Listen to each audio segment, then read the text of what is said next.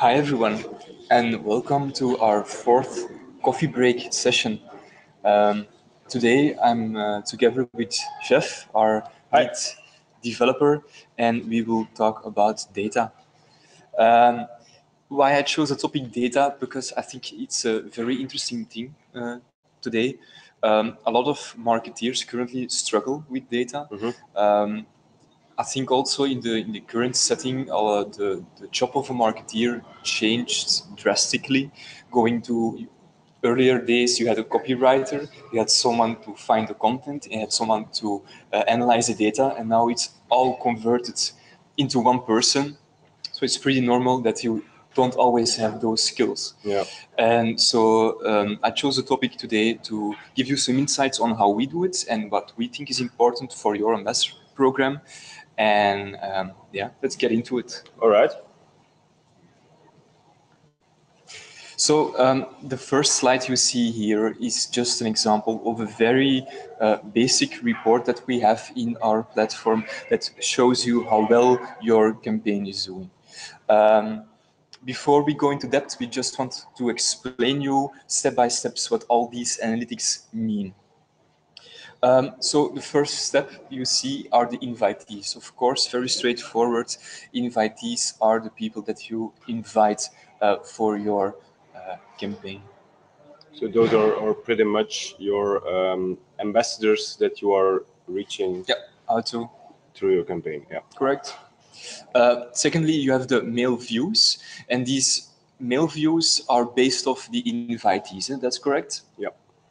So we see that 105 people opened your email of those 136 ambassadors you sent the campaign to. Yeah. And of those 105 ambassadors that opened the email, 63 persons went through to the seeding page. So they clicked on the call to action in the mail. Correct. And say like, okay, I'm interested. It's a good mail. Let's start sharing. Yeah, correct. Then something pretty new we inserted in the platform are content views. Now, content views are how many times ambassadors really clicked to content before sharing it. Is that correct? Yeah. But before or after? Or after, indeed. So you have your seeding page where you can see a preview of the content, and if they click on that, they can see the content page where they end. If they click on a message on a social platform, there we are right now also measuring how many ambassadors are seeing the content before or after they shared, and which shows pretty much their interest in the content. You have the robots who just say share, or you have people who are really interested in the things that they are sharing. Correct. And first want to read about it before they actually post it on their social media. I think both are a viable option. If it's like low, but people tend to share as an ambassador, then they probably do it because out of genuine feeling like this is really content for me. I will read it when I have time, but I'm going to share it for the company. The other way around, if people do tend to click first and then share, then you know that the article is like very good, and you know that you have the right content. Going further, you have the sharers. So those are the people that actually share. And then straight behind it, you have the numbers of share. So you see that the numbers of shares are probably always higher than your sharers. And it gives you an indication that your 49 ambassadors right over here had an average of 1.5 times or 2 times per channel. So this means that people mostly, if they share, they do it on multiple channels. Which is good. Yeah, which is good. The platform average, by the way, currently in general for Social Seeder, we see that the average ambassador indeed shares on 2 platforms. It used to be more, but there's a very good explanation for this, because the declining of Twitter, we really do see that a lot of people are getting tired of Twitter, or not posting on Twitter, but for sure reading less on Twitter. We see that the inflow of hits of Twitter is declining rapidly, and I think that's a pretty normal thing. Okay. Then going further to the hits, Those are unique hits. So those are pretty much, let's say, I posted a message from the seeding page on Facebook. Yeah. All my friends and family who click on my message generate a hit. Unique hits make sure that we filter out all those same people that clicked on the content twice, Yeah. 3 times, 4 times, to make sure that it only counts as one unique hit, to give a pretty clear indication of how many people clicked on the content. I think that's a very good thing, because it gives you a better number. Like for me, for instance, if my page closes by accident and I click again, I think that happens a lot, or whatever, like you explained, that you still have a very good number to base yourself on. One more indication, it's what Jeff said. A lot of people still mistake unique hits like interactions, in a sense of that people reshared your message, or gave a smiley, or liked it on Facebook. This isn't a hit. It's like Jeff said, a hit is a decent click on the content, to go to the page to read your article. Last analytic that we have is the estimate reach. Now, estimate reach, again, is very estimate, in a sense of we do not know what your reach is. No, Facebook or Twitter, they won't just publish their algorithms on how they do reach. So we are actively looking at the market on how reach is calculated estimately, and then we calculate it on our own and give a number here. One more point I want to give here is what of these numbers are my most important analytics? And for me, I have two things to say. Is the invitees versus the numbers of sharers. It gives you the sharing ratio. So it means that you have a percentage. If you divide the number of sharers against the number of invitees, it gives you an indication how many percent of all the people that you invited shared your campaign. And if you do keep this on a daily basis, you can really see a nice graph on how the sharing behavior of your sharers result into. And then the last thing is, for me, the comparison between unique hits and estimate reach. I've explained this, I think, many times, but estimate reach was really a KPI that was important for like direct marketing. Direct marketing, like I always say, was like we're going to try and aim at as many people as possible in the hope we create relevance somewhere. And then the bigger the persons you have, like the bigger the crowd, the bigger the chance you have some relevance. But in your ambassador program, we know that people are interested. We know that you have great content. So the unique hits are way, way more important if you are looking for to set a KPI, for instance. All right. Okay. Let's go to our next slide. Talking about KPIs, I'm just wondering, you guys, did you set KPIs for your ambassador program? Yes or no? Because for me, it's very important that if you are tracking your results and you're putting energy in to keep your results, then you really need a goal to work to and to know that you are making progress, yes or no. And for me, this is done by setting KPIs. So let's vote. You're able to say yes, no, or no, but we don't have any general goals. Okay, let's see the results. Okay, we have 0% yes, 50% no, and 50% no, but we do have general goals. I think, of course, the general goals is the most important one, but it's not a number. A general goal is indeed like awareness, and you don't really measure awareness. It can come from other corners of analytics to say, yes, I've managed to progress in awareness, but a KPI is very specific. Maybe to give you some hints on how to set KPIs, it really depends on what kind of goals you set. Like, for instance, if you are just starting out with your program, it's a nice thing to say, for instance, if we see a growing line of ambassadors joining over time, I think then you're doing well. So it doesn't always needs to be a number, but you need to see a trend that you're doing good, yes or no. I think also if you already a bit experienced with dealing with ambassadorship, and it's your second or third or fourth year of ambassadorship, you get better in knowing what are the KPIs that we have, and it gets easier to set them as Yes, well. If you correct. start with ambassadorship, it's not easy to set KPIs. No, correct.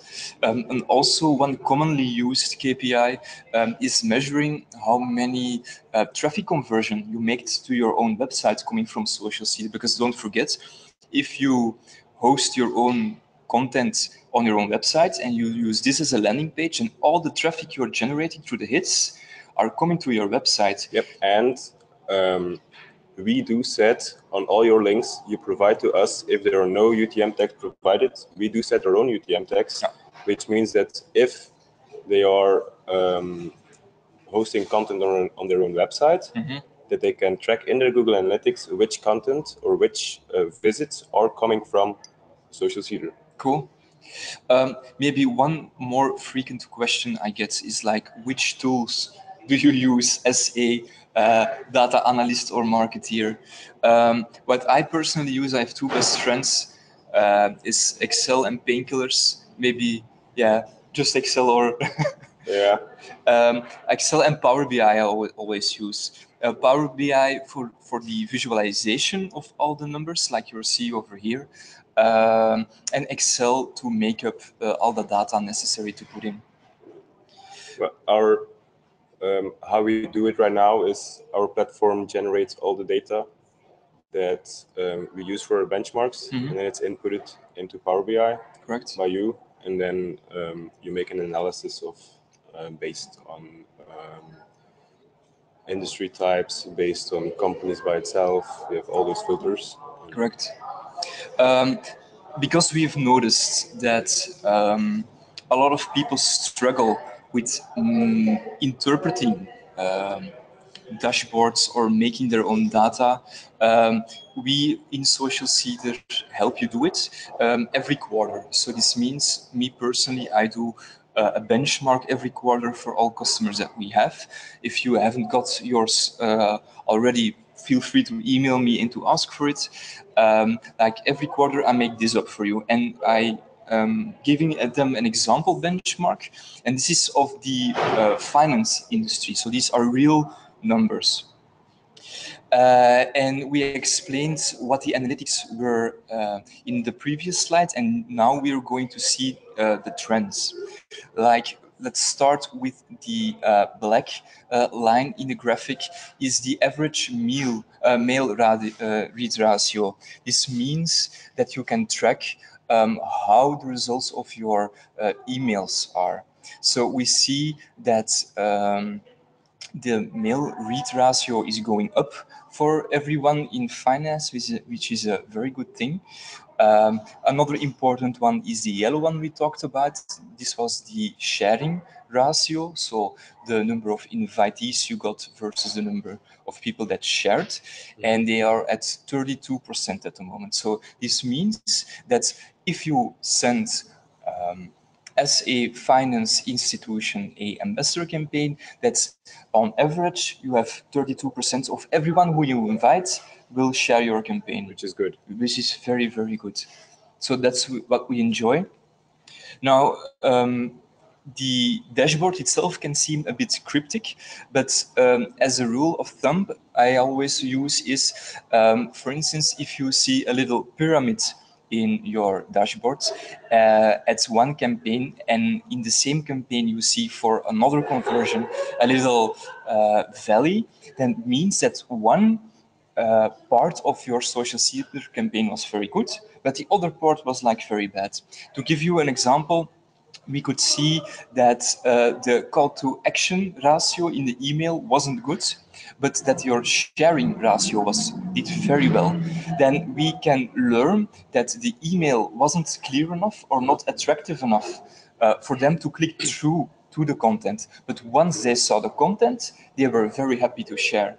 Yeah, so what Bram always tries to do is figuring out of the peaks and lows in the graphs to see where in the campaign steps were or what are the causes that it's this peak or this high. Yes, correct. At the bottom is just very quick where all your hits are coming from. So we noticed within finance that a lot of hits are coming from Facebook, but also from LinkedIn. At the end, we see Facebook still overtaking LinkedIn, which is very nice to see. I think this is because the finance industry is finally humanizing their content. And humanizing content means a broader perspective of channels. And that's what we currently see. So that's very nice. Let's go to our next slide. What we do here is at the left, we have an example, a certain number of campaigns. And these campaigns generated a certain number of hits. So the top campaign, Finance Campaign 1, was about 4K hits. So we are, just to make clear, the left graph, we are talking about hits. Hits, okay. Correct, unique hits. At the right side, we see the same campaigns, but we see the ambassador sharing ratio. So we see how many times on average the ambassador shared for that campaign. And the learnings are very interesting for this. In a sense of, at the right, you can see how well the content did in for your ambassadors themselves, so that they wanted to share your content. But at the left side, you can see how well the content did in the network of the ambassador, which can be very different. So the trend could be that campaign 1, for instance, did poorly for the ambassadors. They didn't share much, but we see at the left side that it did generate like 4K hits. So it was very relevant for the network of the ambassadors, but less relevant for the ambassadors themselves. And what you need to do in such a situation is that you, I think, need to give a bit more context for the ambassador. Yeah. Why is it important not only for you, but also for the network of the ambassador? So can you do that in a mail, for example? Or? You can do it perfectly in the mail. Like I always say, the mail is not just for asking to share. The mail is really to give context on why it's important for them and for their network. So that's an important thing. Again, if you ever will get a benchmark from me, this will be in your dashboard and we'll go over it together. Okay. Okay, let's go to the next slide. This is a nice one, I think. At the top left, you see a trending line. And this trending line will show you which day of the week is the best day to share your campaigning. For finance, it seems to be Monday. It won't be for me Monday, I'm pretty sure. No. We will need more coffee for that. We will need more coffee for this. Like Monday has a very high open rate, and Friday is also nice. So to be clear, that's the days of the week that the most email opens. Yep. The most emails are read. Open. Okay. Yep. I think, like, if you are searching for your best day of the week to send out to, you can always ask me, of course. But it really depends per company. I don't think you can settle this like over an industry or something, because it's so different for everyone. Everyone has their own social media policies and how everything works.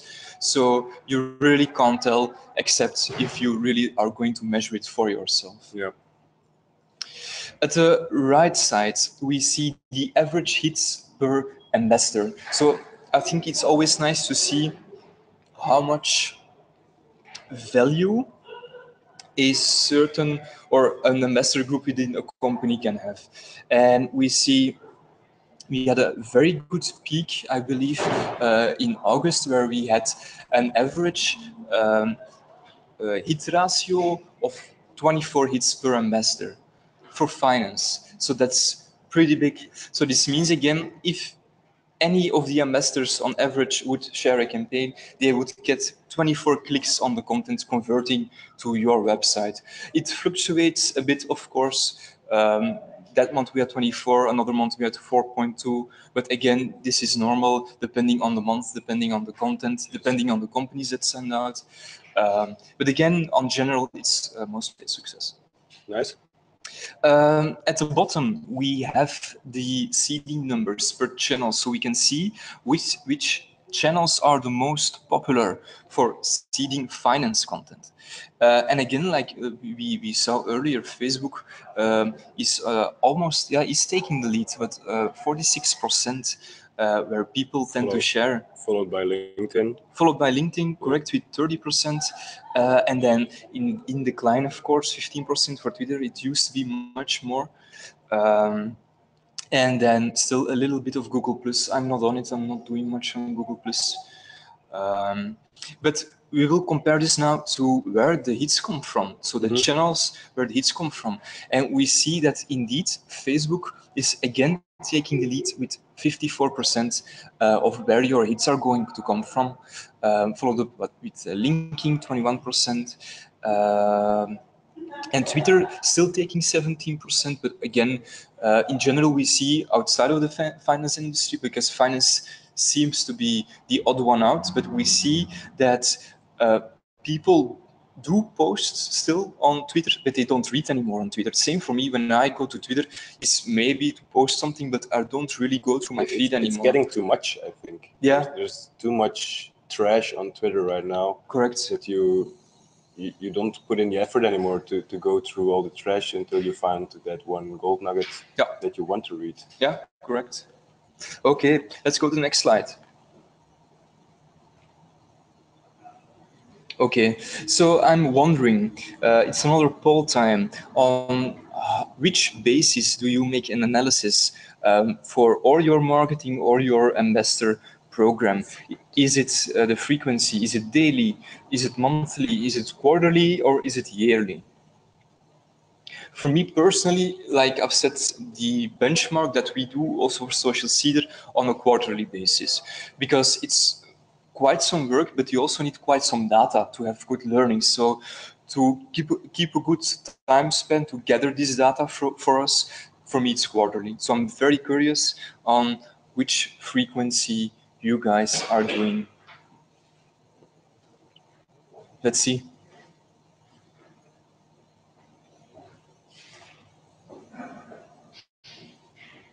Time running out. All right, let's look at the results. So we see that 0% on a weekly basis, which is normal, I guess. Yeah. Monthly basis, 25%, quarterly 50%, 25 yearly. I think that's healthy. That's represents what we are doing as well. Yeah, indeed. Again, like I was saying, you need to gather quite some data to have good learnings, of course. Quarterly is good. But again, what I tend to do is also put the KPIs on this frequency. Like a lot of people put their KPIs or goals on a yearly basis, but if I see that we're doing very well, I tend to shift from goal to goal more rapidly so that you can move faster in your ambassador program. I think that's also a tip for you guys. If you are starting out on a master program and you see that the awareness about your brand is like spreading out very quickly, then it's the normal step to go to image as a second phase, and you don't need to wait 1 year to switch goals. So that was my last tip there for. If you have any more questions about analytics, how to interpret them, we do things, let us know. If you need a benchmark from me, mail me at bram@socialcedar.com. If you have another question on development or analytics, ask Jef@socialcedar.com. Always welcome. Perfect. This was the last coffee break of this year, Jef. All right, was happy to be here. It was nice. We're going to do more coffee breaks. Starting off in January. These coffee breaks were closed to the public for our customers. We will open the coffee breaks as of January. I have a long list of people that were watching that are going to join me on this couch. If you have any suggestions regarding topics, or if you want to join me on the couch, let me know. And please do fill in our survey after closing the session. All right, guys, thanks for joining. See you the next time, and happy holidays. Happy holidays. Take care. Bye-bye. Bye.